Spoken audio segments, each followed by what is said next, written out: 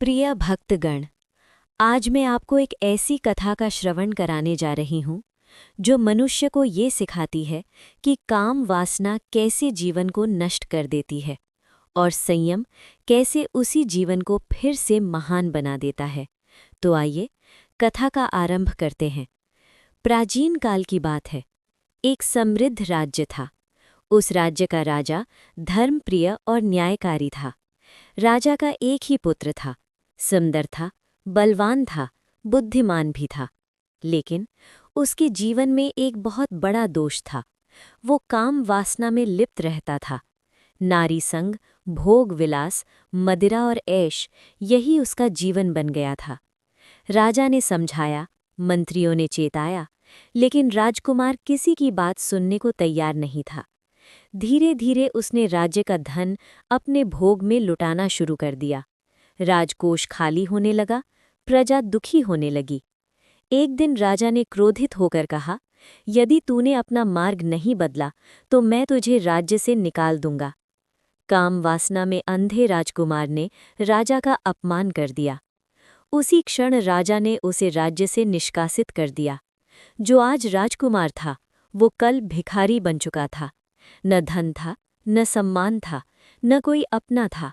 जिनके लिए उसने सब कुछ लुटाया था, वे भी उसे छोड़ चुके थे। भूखा, थका हुआ और टूटे मन से वो जंगल में भटकने लगा। एक दिन एक वृक्ष के नीचे उसे एक साधु दिखाई दिए। साधु के मुख पर अद्भुत शांति थी, आंखों में करुणा थी। राजकुमार फूट फूट कर रो पड़ा। बोला, मैं सब कुछ खो चुका हूँ। मेरी वासना ने मुझे बर्बाद कर दिया है। साधु ने धीरे से कहा, वत्स, काम वासना अग्नि के समान है। जो इसे भोगता है वो जल जाता है, और जो इसे संयम में बांध लेता है वही महान बनता है। राजकुमार ने पूछा, महाराज, मुझे इससे बचने का मार्ग बताइए। साधु बोले, प्रतिदिन 3 कार्य करना। पहला, सूर्योदय से पहले उठना। दूसरा, जब भी मन भटके ओम नमः शिवाय का जाप करना। तीसरा, नारी को भोग नहीं माता के रूप में देखना। 40 दिन तक इन नियमों का पालन करना। पहले दिन मन भटका, दूसरे दिन शरीर कांपा, तीसरे दिन वासना ने युद्ध किया, लेकिन राजकुमार डटा रहा।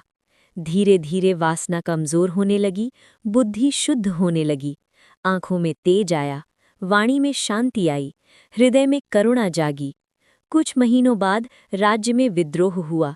प्रजा को एक योग्य राजा चाहिए था। जब लोगों ने परिवर्तित राजकुमार को देखा तो वे आश्चर्यचकित रह गए। राजा ने भी अपने पुत्र को पहचान लिया। आंखों में आंसू लेकर बोले, आज तू सच्चा राजा बना है। राजकुमार को फिर से सिंहासन मिला, लेकिन अब वो भोगी नहीं था, वो योगी राजा था।